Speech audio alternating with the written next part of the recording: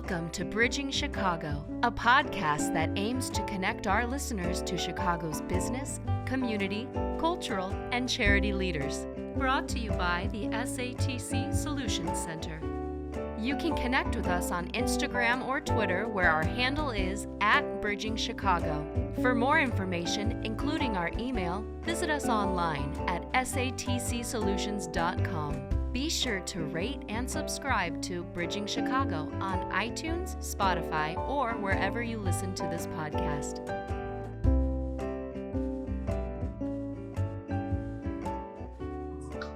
Hi, and welcome to another episode of the Bridging Chicago podcast. I'm Nathan, your host today, and I'm sitting here with Sally Rodriguez-Diaz, who joined the Bridging Chicago team. And Sally, great to have you here. Thanks for being here, and really excited to have you as a part of the team. So why don't you tell everyone what you're doing with Bridging Chicago now? Well, first of all, thank you for having me here. So I used to start at Bridge Chicago as the content contributor. Now I'm more of a content creator, and I am very happy that I'm able to contribute and my creative side to the Bridge Chicago podcast. So thank you so much. Yeah, that's one of the opportunity. Yeah, absolutely. That's one of the reasons we were really excited for you to jump on board, because we know that you are a creative mind and that you bring a lot of fresh ideas and a lot of new stuff to the podcast. And so we're always excited to have new people joining us. But really, with your background in graphic design, we were really excited to have you here. So thanks for joining us today. Today is an opportunity for our listeners to get to know you a little more as you join the team, and as they'll be at least seeing a lot more of your stuff. Yes. Probably hearing from you again some other time. So let's start with, I know that you are a Chicago native. I know that you're a lover of Chicago. So yes. Tell us about where you grew up. I know Chicago natives always talk about their neighborhood. So tell me about your neighborhood. All right. Well, I was born and raised in the southwest side of Chicago in a really little neighborhood called Little Village, La Villita, as they say in Spanish. La Vita? La Villita. Oh, La Villita. La Villita. Yes. Okay. Little Village. We're getting Spanish lessons today too. So. But yes, Little Village. I've been living there all my life. Obviously, I did move from one street to another, but I've been there my whole life. And it's a very nice neighborhood for the most part. And I am proud to say that I'm a Little Village native. So. And where in the city landscape is Little Village? It's in the southwest side, so closer to Pilsen. For those of you who are more familiar, with Pilsen, Bridgeport. It's basically it's pretty big. Is it one of the areas where the marathon runs through? No, the marathon I believe runs through Pilsen, actually, the Chicago Marathon. So it's south of that. A little bit south of that, yeah. Awesome. Well, I know that there is a perception of Chicago South and West Sides that is not generally very positive. The news doesn't look at it very positively all the time. But growing up there, it's always interesting, because when we do get an opportunity to talk to people who grew up there, their perspective on the neighborhood and of what happens in the neighborhood and the people who are there is so different. And so tell me, in your perception, having not just been a resident, but still living there now, what is it like for you to hear about that? And then what do you see that's different than what others may know about it or may think about it? So the one thing that it upsets me that media portrays a lot of the South and Southwest side neighborhoods in a bad light, because obviously in Little Village, and I'm sure in the neighborhoods too, in Humboldt Park, Austin, North Lawndale, that's not it. We're not all about the violence that happens a lot of the times. We are a community with a lot of positive culture as well. Obviously, I can only speak for myself with what I know about living in Little Village, that we're a community with a lot of rich Latino culture, specifically Mexican. And I wish that they could portray that a little bit more, because obviously we have a lot to offer, and we just want people to care more about our communities and whatnot. So yeah. Yeah, and We always talk about resources, right? Yes. You know, how important it is to put resources into these neighborhoods and into the communities. I think that's one of the ways that we can help build them up. But for you, let's start with education. Mm-hmm. What kind of education experience did you have there? And what are other kids in that area experiencing in terms of education, let's say obviously outside of the COVID landscape? Well, before COVID. Well, I was in the Chicago public schools, so I was all my life in public schools.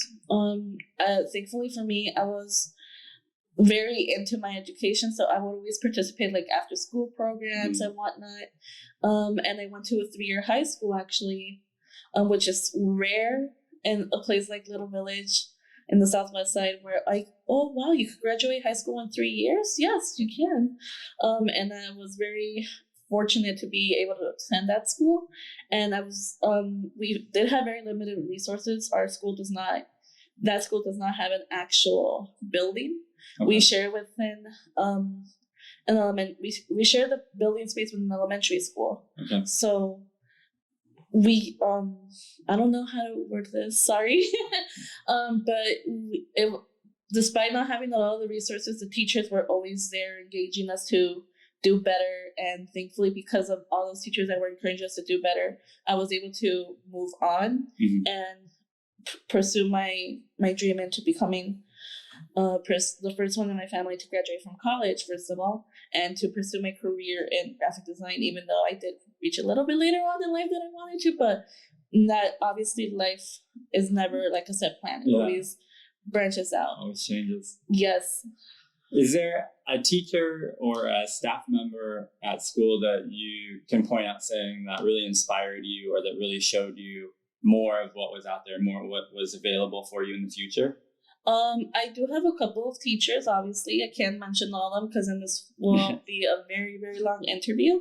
But one of the teachers it's two main teachers. One of them was Mr. Venkataswamy, Mr. V for short. He was the one who tapped into my creative side. He was my math teacher, pre-calculus teacher. I wasn't good at that, but he was good also at teaching music, and I was in a rock band in high school. And cool. Didn't know that. Yes. And because of that, like, even though I did not pursue music, I still wanted to go into the creative field, which is why I chose graphic design to begin with.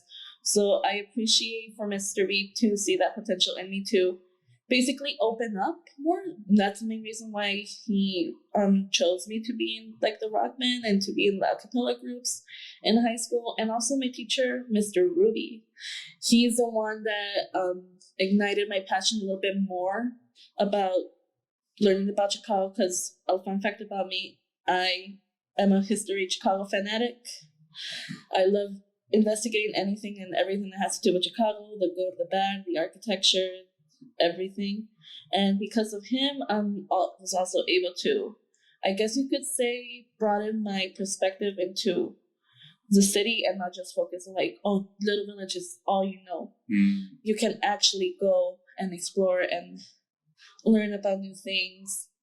And thankfully, because of him, now I'm more open-minded as to the different neighborhoods and what they offer, which is why I'm always focused on like bringing the good stuff about the neighborhoods into light and not so much the bad, including my own neighborhoods.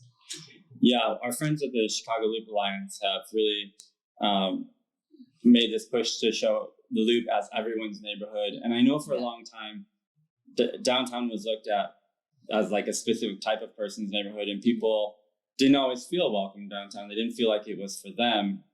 But having someone in your life who opened you up to more of what was out there and to show you more of this, do you feel like people are starting to gather in more areas in the city that they maybe wouldn't have before? Like people are seeing more of the downtown or the north side or the west side. Do you feel like that's happening a little more, or do you see people still kind of sticking to their own thing, their own neighborhood? A little bit of both. Some people, I guess, they're afraid of change, so they decide to stick with what they know.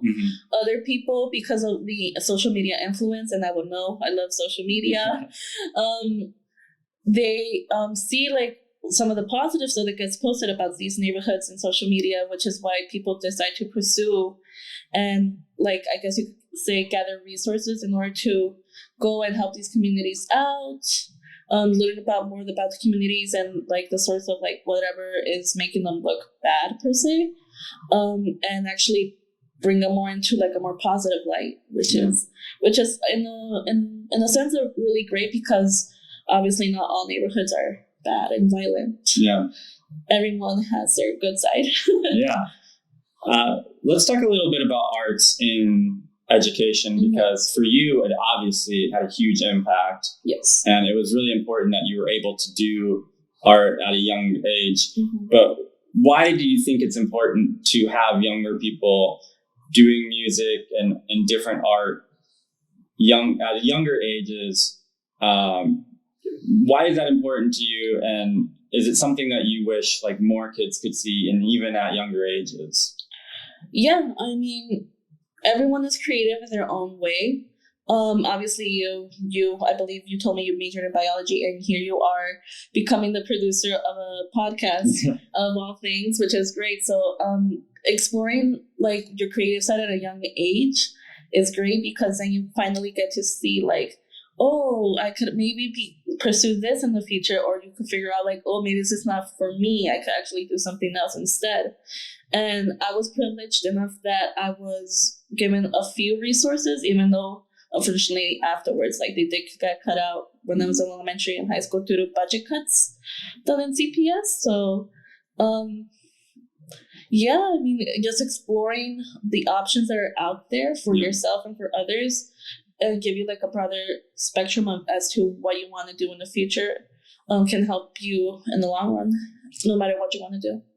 Yeah, creative people will always tell you that everyone's creative, and it's sometimes I'm like, okay, sure, yeah, I could never draw something like that, or I could never sing, or I could never do those things. But then during the podcast, it showed me like the creativity is far more than just like those basic, the mediums that everyone knows, the drawing, the music, the dance, those sorts of things. Like those are great, and we're excited to get to celebrate those. But creativity is so many things. You know, project management, you have to be creative to do that. Interviewing, there's so many systems that require creative people, and I think everyone has some level of that. Yes, exactly. And thankfully, like I said earlier, I'm not the best in math, but I was still able to handle computer stuff in regards to like design programs and a little bit of coding here and there, which is why I decided to pursue graphic design in the first place. So I was thankful that I was given some of those resources back when I was in elementary and in high school. Yeah. So. Yeah. So are we. Let's talk about. Let's talk about privilege a little bit, because it's something that we've talked about before. And one of the really interesting things that I've learned about over time is privilege. And so we've talked about privilege in terms of I think race and gender. But you mentioned something about privilege that I hadn't thought about before, and that is privilege and citizenship, because you were born here, so you're a natural born U.S. citizen. And that affords you some level of privilege that unfortunately not everyone in your neighborhood or even in your family has maybe had. So tell me about why it's important for you to understand that you have that level of privilege, and then why other people who don't have that, why they are kind of fighting uphill battles sometimes. Just repeat the first question for me. Sorry. Yeah, no, that's all right. We'll break it down, because I know that was it's pretty hefty. So it's definitely break it down. So let's first talk about why you think it's important to understand that you have some level of privilege. Okay. It's important to know what kind of privilege you have, because that way you know how to take advantage of those privileges. For me, for example, like you said earlier, I am a U.S. citizen, born and raised. And because I was born into a low-income community, low-income class family, I was able to apply for places that can give me assistance in regards to paying for my college education, like FAFSA, and a lot of scholarships that were provided to me as well, just due to the fact that I was a U.S. citizen. Obviously, like the downsides, like being Latina and stuff like that. Obviously, that is like a barrier that I had to overcome. But at least I didn't have that barrier where I'm not undocumented. I thankfully am documented and born and raised here. But other people, and I'm only speaking from what I know, I'm not an advocate for undocumented people because I haven't had that experience. But I've seen the other people that I've went to in high school, my classmates, that they obviously didn't have those same opportunities. Yeah. And they did struggle a little bit in regards to applying for even loans. Like you would need to have some social security or like an ITIN in order to get loans, and because of that little thing that they don't have they don't have a paper to prove that they were born, that they belong here. They had to struggle a little bit more in regards to getting any financial aid, any scholarships. Yeah. But thankfully, they didn't let that stop them. And a lot of them, thankfully, they've made it way beyond what they thought they could. A lot of them are like social workers, working with law even. And I'm so proud of them. I wish I could mention their names, but I'm not going to mention them since I never asked permission to include them in the podcast. But yes, and that's with everyone, to be honest. Yeah. I think also, once you understand your level of privilege, you can understand how to help other people too. And I think that's also really important. So how are you hoping to help other people who are maybe undocumented or even female or Latina? As you said, you have those hurdles to deal with as well. So how do you hope to help other people who have the same hurdles, or who, okay, I have this, this is a little easier for me because I'm an American citizen. I would like to help someone else who doesn't have that same ease. How has that inspired you to help with that? One major way to help out that kind of issue would be just bringing light to the subject, bringing awareness that obviously not everyone has the same opportunities that I do, and we have to fix that. And bringing that subject to light would be great. Participating in like your local rallies, petitions, writing to local Congress and stuff like that. It may be just like something minor, but in the long run, it will become something major. Like now we have like the DREAM Act in certain states, including I believe Illinois, which is a big accomplishment because now some people that thought they couldn't go to college just because of their immigration status, now they're able to, and they could afford in-state tuition and whatnot, and be able to get jobs to afford to pay for college. Although student loans, and all that's another subject for a different time. Everyone's in debt. The student college debt, that's a different thing. But I think just bringing awareness to the subject is one way to start. Yeah, we always talk about how it's important to learn before you go out there, and because if you just go out based on what you think, you could cause actually more harm than good. But if you learn, if you educate yourself, I think that's really important. And then, as you were saying, you can act on that. You can do petitions, you can get rallies, you can help in schools, and you can give resources that people can actually use to better their neighborhoods and themselves. Because one of the things we've talked a lot about is generational wealth. And so being someone who is the first in your family to graduate from college, that's one of the ways that you can help build generational wealth. So for you, why was that so important? Why was that accomplishment so important, to be able to not just go to college, but to finish, to graduate, and now to be working at a law firm? It's a big accomplishment to me, at least, just because you're able to like break that stereotype that not everyone that's from a low income class community don't make it to a higher education. Like you're gonna be stuck in that neighborhood forever. You're just gonna be some random person working like in the grocery store of some sort, or maybe even end up as a gangbanger and go to jail, which is another extreme. But a lot of us are not like that. We obviously want to accomplish more in life, and thankfully I was able to be one of the lucky people to do that. And I guess just breaking the norm. I think that's something that really inspires other people, and hopefully if there are times where they think they can't do it or want to give up. They can look at you as an inspiration to say, no, this is possible. I can be this person and still accomplish great things. I think that, obviously you're being an example of that, which is amazing. Thank you. We talked a little bit about your love of Chicago history, but let's talk about that because I find it really interesting how much you love Chicago, love to learn about Chicago, love to share about Chicago. So where did that really start? Where did the love for Chicago specific history start for you? That's a good question. I guess you could say it started when I was younger, back in maybe when I was 10, 12 years old. I would always be one of those children that would be like, I don't want to go to sleep. I'm a rebel.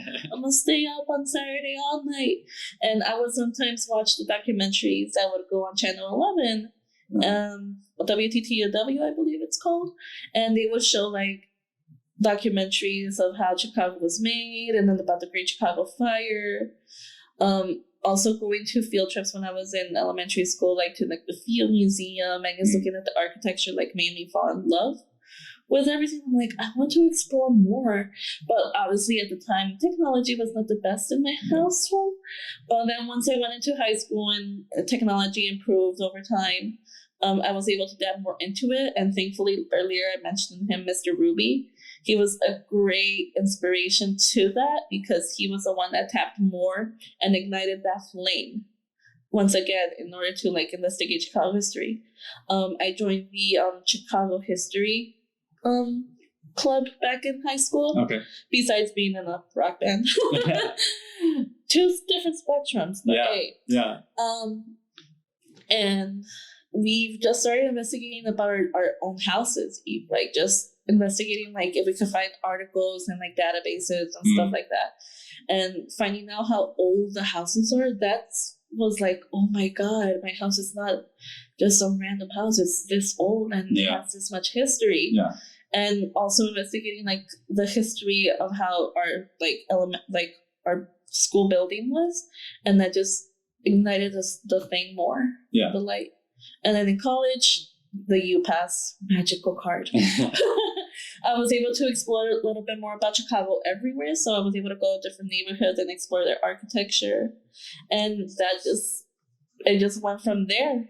And up to this day, whenever I find random articles about the history of Chicago, I read it nonstop.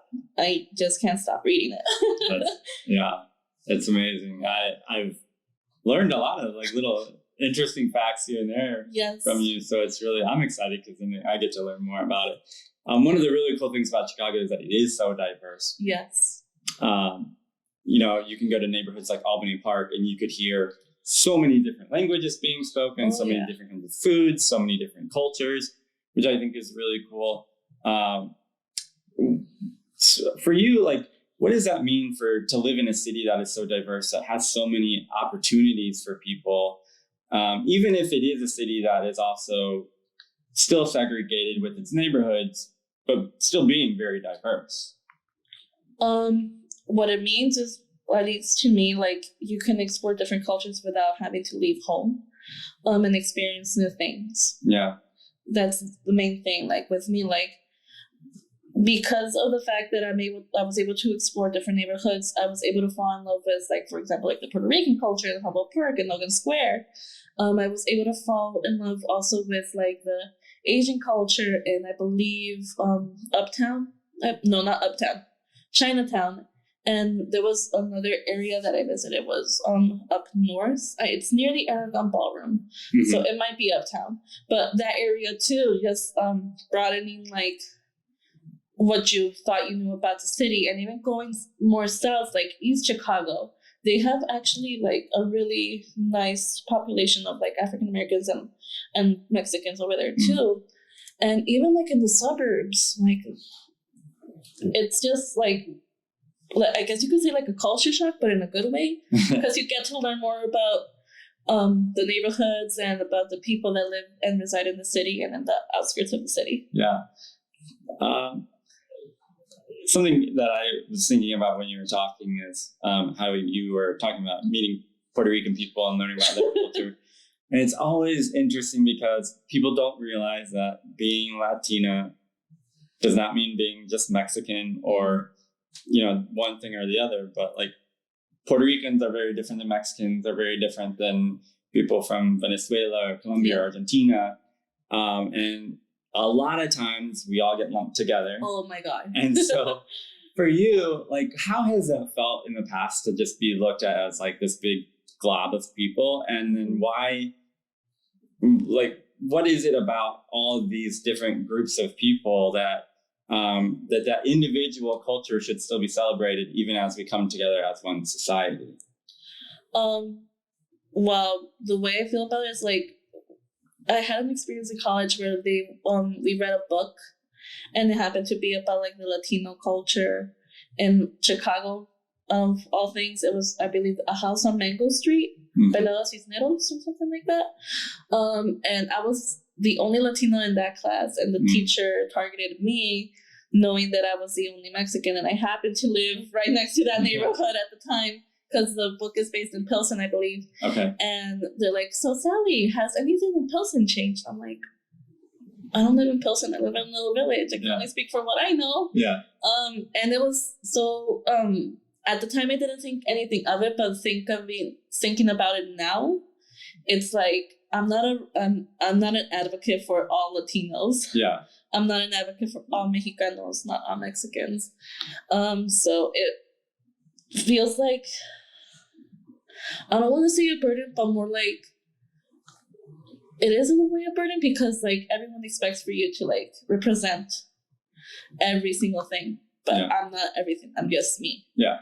But because can you come back to the second question? So sorry. Yeah. No, the second part was just about like why, for each of those cultures, why is it important for them that they have that culture, their individual, culture, the Puerto Rican culture, the Mexican culture, and these other ones.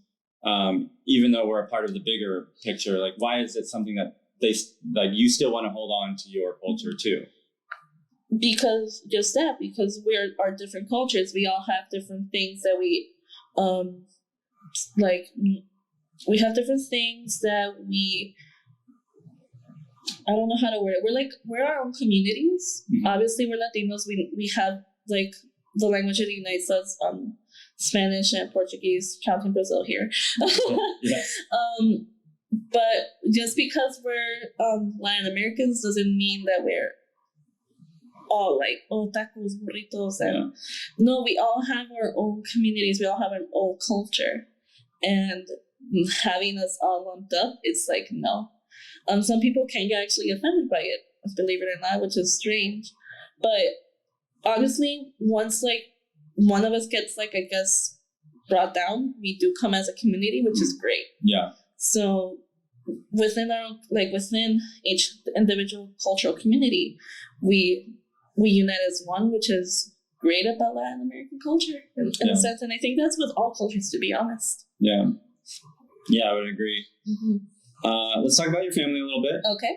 So I know that you grew up with siblings. Yes. So tell us where you fall in the rank of these siblings. I am the oldest one in my family. Right.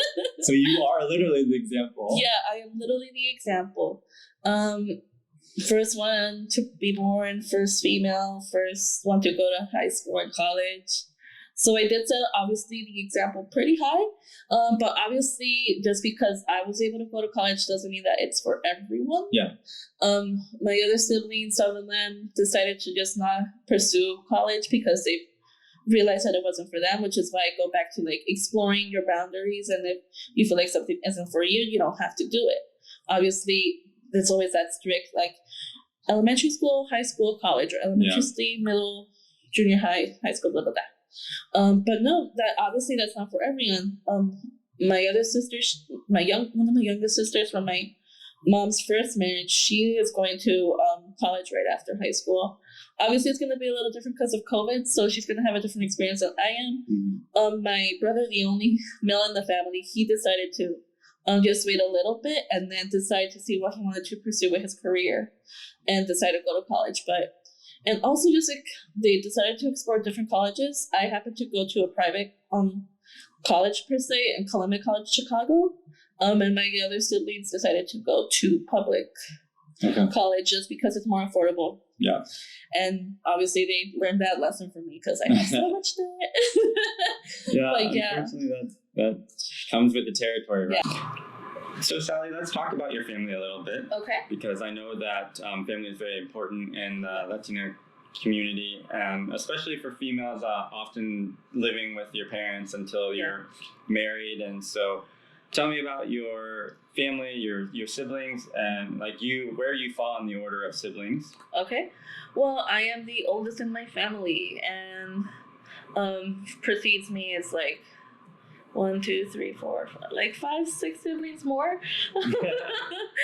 My youngest, just to give you a perspective of how our age range, and my youngest sister from my mom's second marriage, she happens to be like 5 years old. Oh wow, she's little still.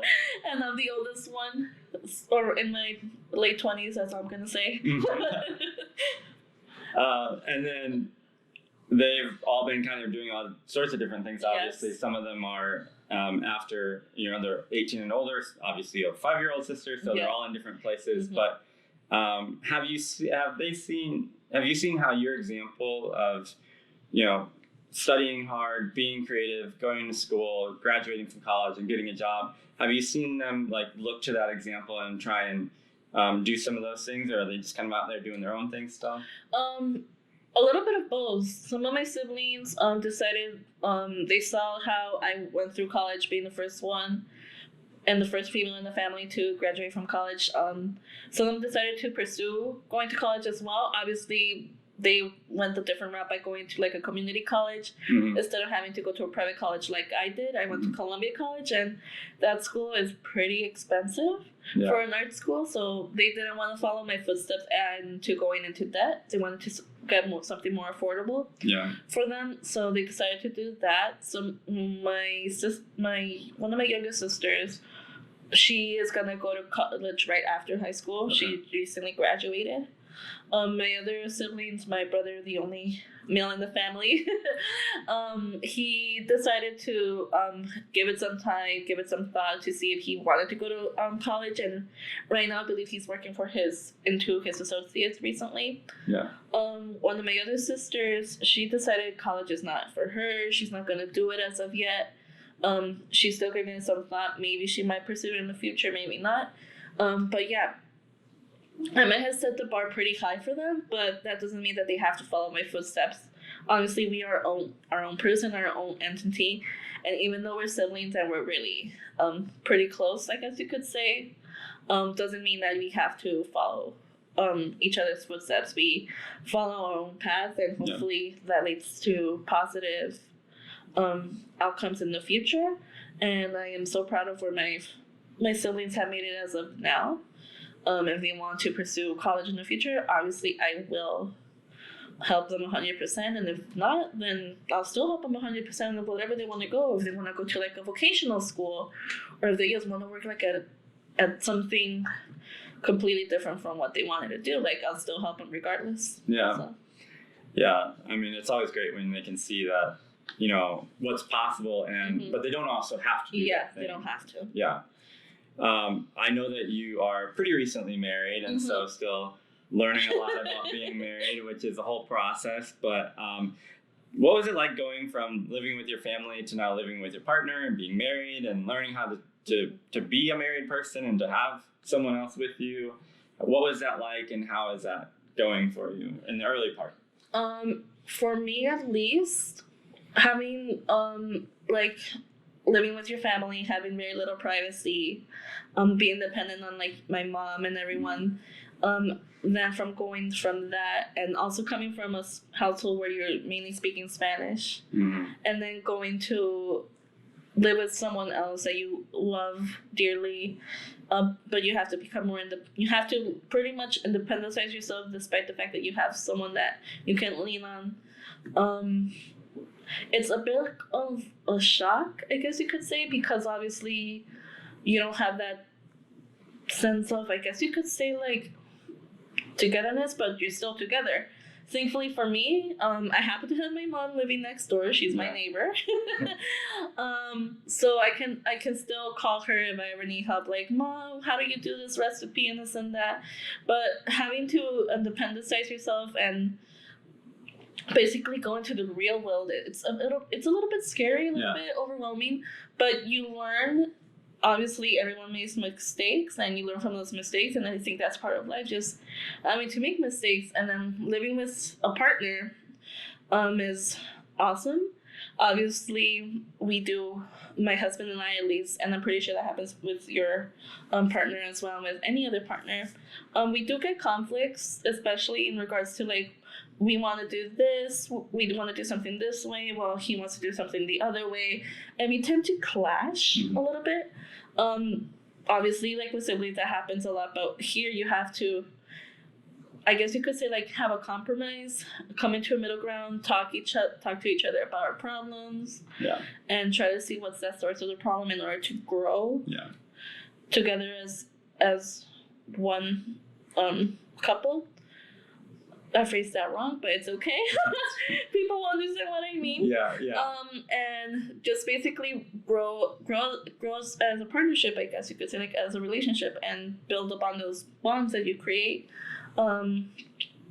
With my husband, at least, I still get a sense of home though, since he happens to be from Mexico. He knows Spanish. I communicate with him in Spanish for the most part, and I communicate with him in English whenever we have the opportunity, and he knows about the culture as well that I grew up with, in a sense. So thankfully with him, I still get that sense of home, despite being technically far away from home. Yeah. It's always nice to experience something new, and at least you get some of that. So, but overall, marriage is awesome, at least so far. Let's see, like in a few years, if I think the same way, but I'm pretty sure I will. Yeah. I love my husband with all my heart, to be honest. That's great. Yeah, that's amazing. Let's talk about your future here with the Bridging Chicago podcast, because we're excited to have you here. We're excited for what you've been doing, and just really excited for what could happen in the future. So what do you hope for the future of your work with the podcast, and what you can contribute, and what interacting with our guests even? Basically just to get more exposure in general, to be honest, because obviously despite the fact that I graduated from Columbia with a graphic design bachelor's, I wasn't able to pursue that as much as I wanted to, and finally in a law firm of all places, I'm able to pursue that career choice that I made a long time ago. And I'm so happy that I'm finally able to contribute with my own work, put my input into how to make things better and everything along those lines. And I'm just hoping, like, maybe in the near future, maybe even become like the marketing, like create our own marketing team, bigger than just us 3-4. And just give more exposure to the podcast itself, because this is a really great podcast to work for. Well, we are really excited to have you, and I think that you've definitely elevated the content, and you will continue to do so. So as you continue to interact with us, we look forward to being able to grow and keep having people on who are sharing their stories. And obviously we thank you for sharing about yourself today, so that our listeners can meet you and get to know you. And we look forward to doing that a lot more. And so you can make sure to follow us and check out all of our season 4 and prior episodes.